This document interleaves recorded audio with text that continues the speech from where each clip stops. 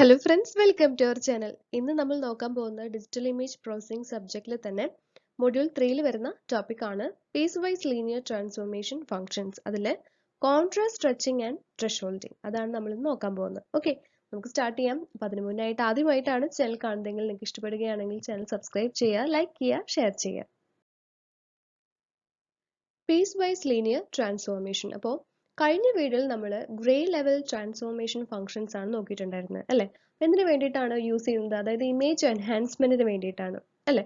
അപ്പോൾ piece vice linear transformation എന്ന് പറയുന്നത് type of grey level transformation തന്നെയാണ്, യൂസ് ഫോർ ഇമേജ് എൻഹാൻസ്മെന്റ്. അപ്പോൾ എന്ന് പറയുന്നത് എന്താണ്? സ്പേഷ്യൽ ഡൊമെയിൻ മെത്തേഡ് ആണ്.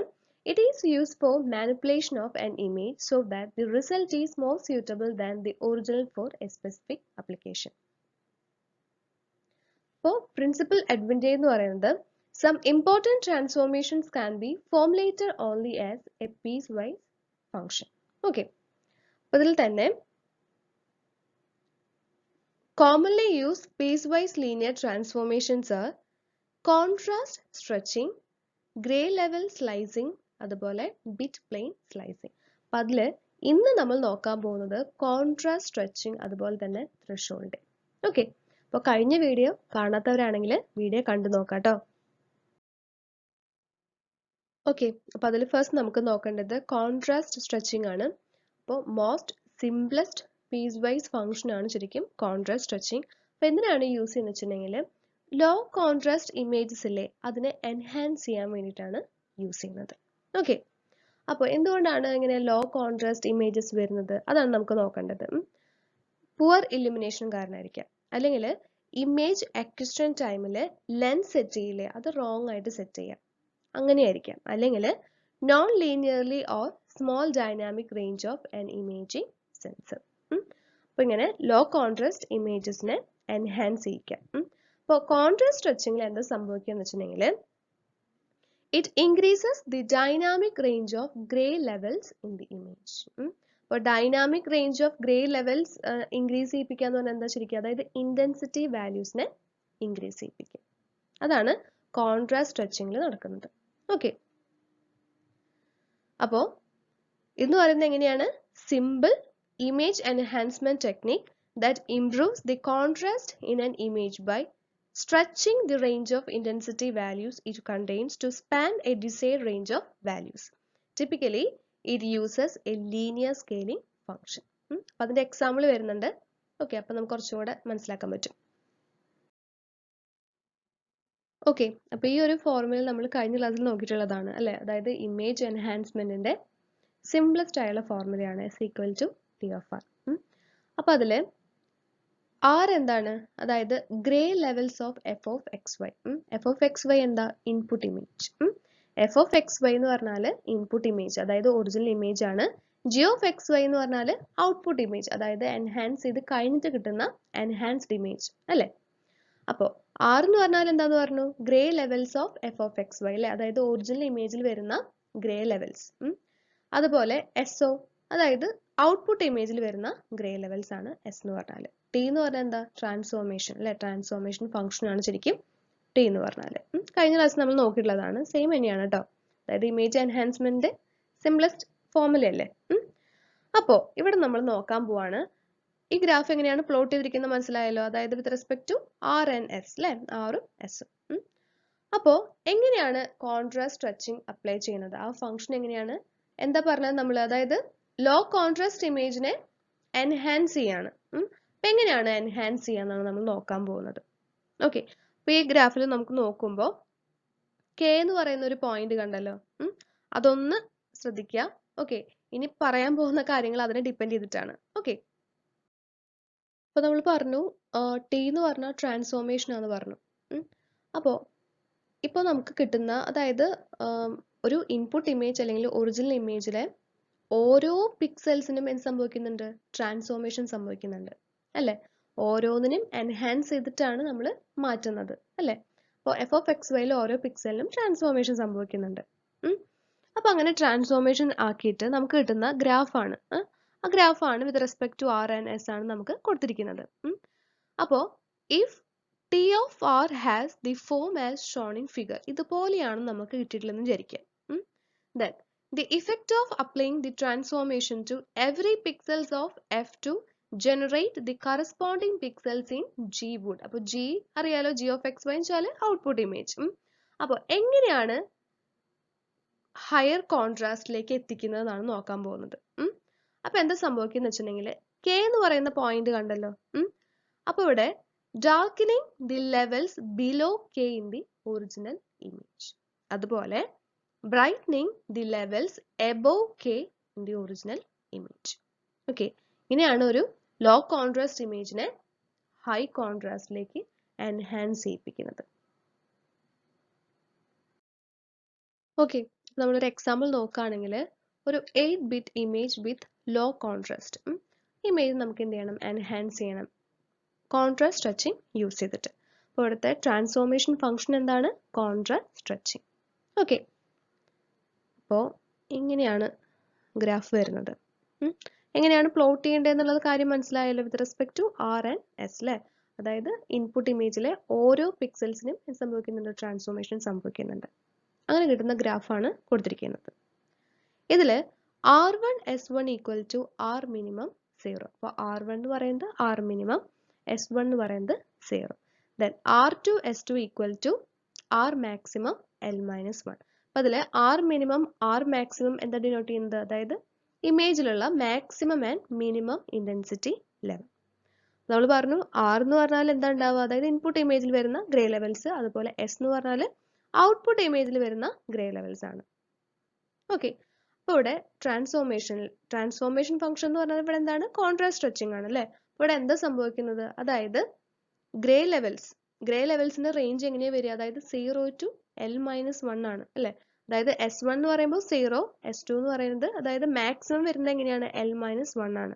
അപ്പോൾ കോൺട്രാസ്റ്റ് സ്ട്രെച്ചിങ്ങിൽ ലീനിയർലി എന്ത് സംഭവിക്കുന്നു, ഈ ഗ്രേ ലെവൽസിനെ സ്ട്രെച്ച് ചെയ്യാണ് ചെയ്യുന്നത്. So the transformation function stretches the levels linearly from their original range to full range, അതായത് 0 to L-1. ഓക്കെ, നമുക്ക് ഇന്റൻസിറ്റി വാല്യൂസ് തന്നിട്ടുള്ള ഒരു എക്സാമ്പിൾ നമുക്ക് നോക്കാം. അപ്പോൾ ഒരു ഗ്രേ സ്കെയിൽ ഇമേജ് എന്ന് പറയുമ്പോൾ എങ്ങനെയാണ് റേഞ്ച് വരുന്നത്, 0 to 255 ആണ് അല്ലേ. അതായത് നേരത്തെ പറഞ്ഞു 0 to L-1 ആണ് വരുന്നത്. അപ്പോൾ L എന്ന് പറഞ്ഞാൽ എന്താ, 256 ആണ്. അപ്പോൾ 0 to 255 ആണ് വരുന്നത്. ഓക്കെ, ഇനി ഇവിടെ എയുടെ വാല്യൂ അതുപോലെ ബിയുടെ വാല്യൂ എമ്മിന്റെ വാല്യൂ ഒക്കെ തന്നിട്ടുണ്ട്. അപ്പോൾ A equal to 90, B equal to 180, M equal to 100. അപ്പോൾ എ ബി എന്ന് പറഞ്ഞാൽ മനസ്സിലായല്ലോ, അതായത് minimum and maximum intensity value.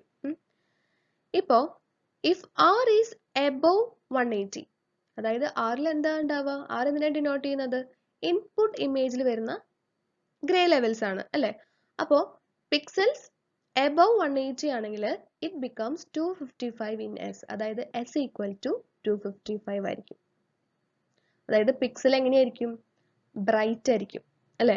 0 എന്ന് പറഞ്ഞാൽ ഡാർക്ക് പിക്സൽ ആണ്, 255 എന്ന് പറഞ്ഞാൽ പിക്സൽ എങ്ങനെയായിരിക്കും, ബ്രൈറ്റ് ആണ്. അപ്പോൾ ഈ ഒരു കേസിൽ അതായത് R is above 180 എന്ന് പറഞ്ഞാൽ എന്താ, അതായത് ബ്രൈറ്റ് ആയുള്ള പിക്സൽസ് കുറച്ചും കൂടെ ബ്രൈറ്റർ ആയിരിക്കും. ഓക്കെ, ഇനി if R is below 90 ആണെങ്കിൽ S equal to 0 ആയിരിക്കും. അതായത് ഡാർക്ക് ആയുള്ള പിക്സൽസ് കുറച്ചും കൂടെ എന്തായിരിക്കും, ഡാർക്കർ ആയിരിക്കും. മനസ്സിലായോ, അതാണ് കോൺട്രാസ്റ്റ് സ്ട്രെച്ചിങ് എന്ന് പറഞ്ഞാൽ. ലോ കോൺട്രാസ്റ്റിൽ നിന്ന് ഹൈ കോൺട്രാസ്റ്റിലേക്ക് കൊണ്ടുവരികയാണ് ചെയ്യുന്നത്. ഇനി R എന്ന് പറയുന്നത് ബിറ്റ്വീൻ 90 ആൻഡ് 180 ആണെങ്കിൽ T applies as follows. അപ്പോൾ നമ്മൾ എന്താ നോക്കണ്ടേ, M ആണ് നോക്കേണ്ടത് അല്ലേ. ഇനി R less than 100 ആണ്, അതായത് M equal to 100 ആണ്. R less than 100 ആണെങ്കിൽ S closes to 0, അതായത് പിക്സൽ എങ്ങനെയായിരിക്കും, ഡാർക്കർ അല്ലേ. ഇനി when R greater than 100 ആണെങ്കിൽ S closes to 255, അതായത് പിക്സൽസ് എങ്ങനെയാ വരിക, brighter. So this is called contrast stretching അല്ലേ. അതായത് ബ്രൈറ്റ് പിക്സൽസ്, ഇമേജിലെ ബ്രൈറ്റ് പിക്സൽസിനെ കുറച്ചുകൂടെ ബ്രൈറ്റർ ആക്കി, അതുപോലെ തന്നെ ഡാർക്ക് പിക്സൽസിനെ കുറച്ചുകൂടെ ഡാർക്കർ ആക്കി, അതായത് ഇമേജിനെ ഹൈ കോൺട്രാസ്റ്റിലേക്ക് കൊണ്ടുവന്നു. അപ്പൊ ഇങ്ങനെയാണ് ഇതിനെ റെപ്രസെന്റ് ചെയ്യുന്നത്. അതിൽ R represent the intensity of the input image, S എന്ന് പറഞ്ഞാൽ എന്താ, corresponding intensity values in the output image അല്ലേ. Then E controls the slope of the function. അപ്പോൾ R എന്താ S എന്താന്നുള്ളത് റിപ്പീറ്റ് ആയിട്ട് പറഞ്ഞു തരുന്നത് അത് തെറ്റിപ്പോണ്ടെന്ന് വെച്ചിട്ടാണ് കേട്ടോ. ഇതാണ് അതിന്റെ എക്സാമ്പിൾ വരുന്നത്. കണ്ടോ? അപ്പോൾ ഇമേജ് ഓഫ് ആർ എന്ന് പറഞ്ഞാൽ ഒറിജിനൽ ഇമേജ് ആണ്. ദെൻ ഇമേജ് ഓഫ് എസ് എന്ന് പറഞ്ഞാൽ നമുക്ക് എൻഹാൻസ് ചെയ്ത് കിട്ടുന്ന ഇമേജ് ആണ് അല്ലേ? Image of S after applying T. അതായത് ഇവിടെ ട്രാൻസ്ഫോർമേഷൻ ഫംഗ്ഷൻ എന്ന് പറഞ്ഞാൽ എന്താ? കോൺട്രാസ്റ്റ് സ്ട്രെച്ചിങ് ആണ് അല്ലേ? ഇവിടെ എന്താ സംഭവിച്ചത്? The intensity transformation function T made the pixels with dark intensity darker and the bright ones even more brighter. അല്ലേ? ഡാർക്ക് ആയുള്ള പിക്സൽസ് കുറച്ചും കൂടെ ഡാർക്കർ ആയി അല്ലേ? ബ്രൈറ്റ് ആയുള്ള പിക്സൽസ് കുറച്ചും കൂടെ ബ്രൈറ്റർ ആയി. This is called contrast stretching. Okay, ഇപ്പോൾ ടെക്സ്റ്റിൽ ഈ ഒരു എക്സാമ്പിൾ ആവും കൊടുത്തിട്ടുണ്ടാവുക. അപ്പം അതിൽ ഫിഗർ എ എന്ന് പറയുന്നത് ഫോം ഓഫ് ട്രാൻസ്ഫോർമേഷൻ ഫംഗ്ഷൻ ആണ്. ഇനി ഫിഗർ ബി എന്ന് പറയുന്നത് ഒരു ലോ കോൺട്രാസ്റ്റ് ഇമേജ് ആണ്. അതിന്റെ കോൺട്രാസ്റ്റ് സ്ട്രെച്ചിങ് കഴിഞ്ഞിട്ടുള്ള റിസൾട്ട് ആണ് ഫിഗർ സി എന്ന് പറയുന്നത്. ഓക്കെ, ഇനി ഡി എന്ന് പറയുന്നത് റിസൾട്ട് ഓഫ് ത്രെഷോൾഡിംഗ് ആണ്. ത്രെഷോൾഡിംഗ് നമ്മൾ പറഞ്ഞിട്ടില്ല. ഓക്കെ, ഇത് കഴിഞ്ഞ് നമുക്ക് പറയാം. ഈ ഒരു ഫിഗർ ആയിരിക്കും ടെക്സ്റ്റിൽ കൊടുത്തിട്ടുണ്ടായിരിക്കുക. ഓക്കെ, അതിൽ നമുക്ക് ഫസ്റ്റ് എന്താ? ഫിഗർ എ, അതായത് ഫോം ഓഫ് ട്രാൻസ്ഫോർമേഷൻ ഫംഗ്ഷൻ, അതാണ് നമുക്ക് ഫസ്റ്റ് നോക്കേണ്ടത്. സോ ഫിഗർ 3.10a, അപ്പോൾ എന്ന് പറയുന്നത് A typical transformation use for contrast stretching. അപ്പോൾ അതിൽ the locations of points R1 S1 and R2 S2. എന്താ ചെയ്യുന്നത് ഈ പോയിന്റ്സ്? അതായത് അതായത് ഷേപ്പിനെ കൺട്രോൾ ചെയ്യാണ് ചെയ്യുന്നത്. Controls the shape of the transformation function. ഇനി R1 ഈക്വൽ ടു S1 അതുപോലെ തന്നെ R2 ഈക്വൽ ടു S2 ആണെങ്കിൽ transformation is a linear function. അതായത് അവിടെ ചേഞ്ചസ് ഒന്നും തന്നെ വരുന്നില്ല. That produces no changes in grey levels.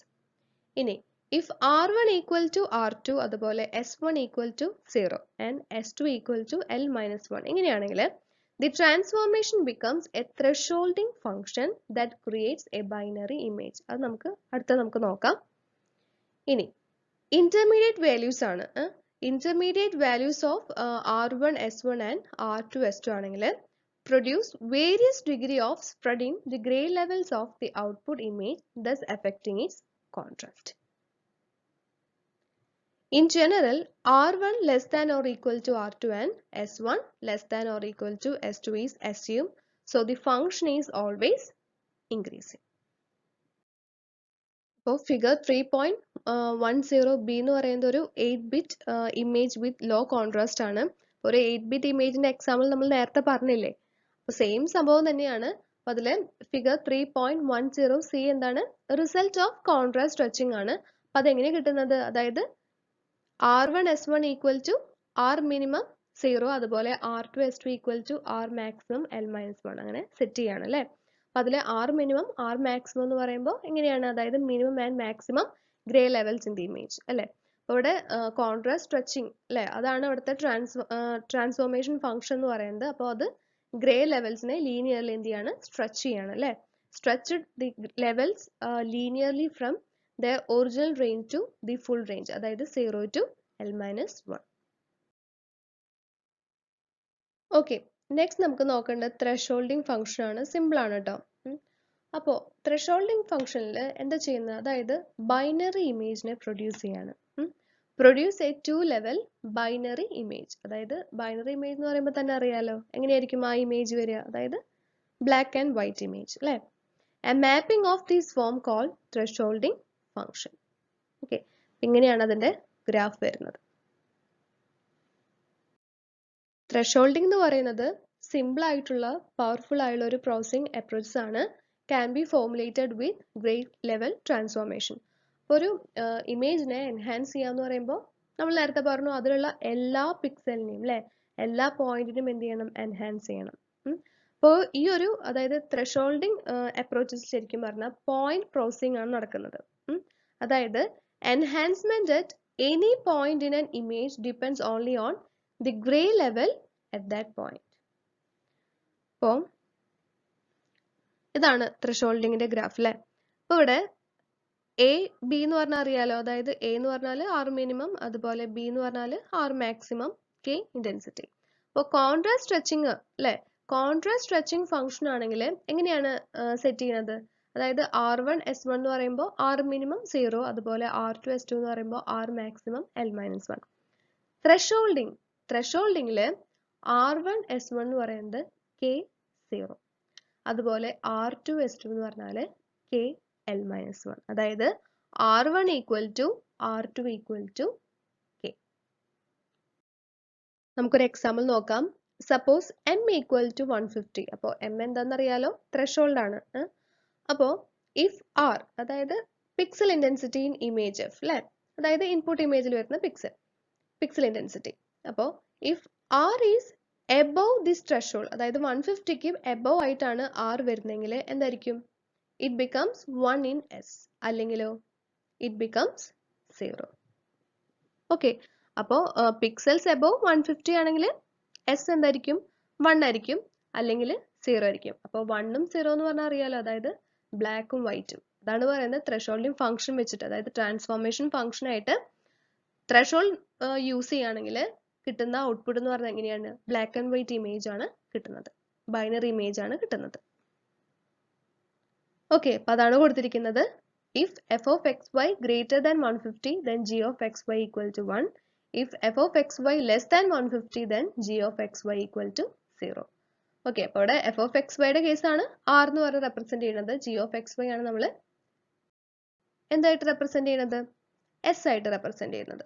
Okay, ഇതാണ് അതിന്റെ എക്സാമ്പിൾ വരുന്നത്. ഇമേജ് ഓഫ് R, അതായത് original image, then image of S after applying T. അവിടെ ട്രാൻസ്ഫോർമേഷൻ ഫംഗ്ഷൻ എന്താ? ത്രെഷോൾഡിങ് ആണ് അല്ലേ, നമുക്ക് ബൈനറി ഇമേജ് ആണ് കിട്ടിയത്. അപ്പോൾ notice that the intensity transformation function T convert the pixels with dark intensity into black and bright pixels into white.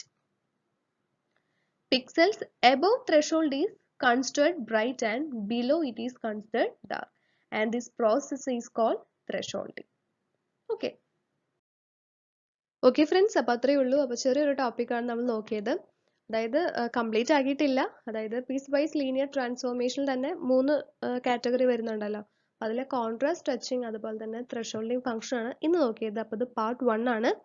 അപ്പോൾ അടുത്ത ട്രാൻസ്ഫോർമേഷൻ ഫംഗ്ഷൻസ് ഒക്കെ നമുക്ക് അടുത്ത ക്ലാസ്സിൽ നോക്കാം. ഓക്കെ, അപ്പോൾ അത്രയേ ഉള്ളൂ. അപ്പോൾ നന്നായി പഠിക്കുക, മനസ്സിലായെന്ന് വിചാരിക്കുകയാണ്. ഏറ്റവും സിമ്പിൾ ആയിട്ട് തന്നെയാണ് ഞാൻ പറഞ്ഞു തന്നിട്ടുള്ളത്. ഓക്കെ, അപ്പോൾ ചില കാര്യങ്ങൾ വീണ്ടും വീണ്ടും റിപ്പീറ്റ് ആയിട്ട് പറഞ്ഞിട്ടുണ്ട്, കാരണം അത് തെറ്റിപ്പോവണ്ടെന്ന് വെച്ചിട്ടാണ് ഞാൻ വീണ്ടും വീണ്ടും റിപ്പീറ്റ് ആയി പറഞ്ഞത്. ഓക്കെ, നമുക്കിനി അടുത്ത ക്ലാസ്സിൽ കാണാം. അതുവരെ എല്ലാവരും take care and bye bye.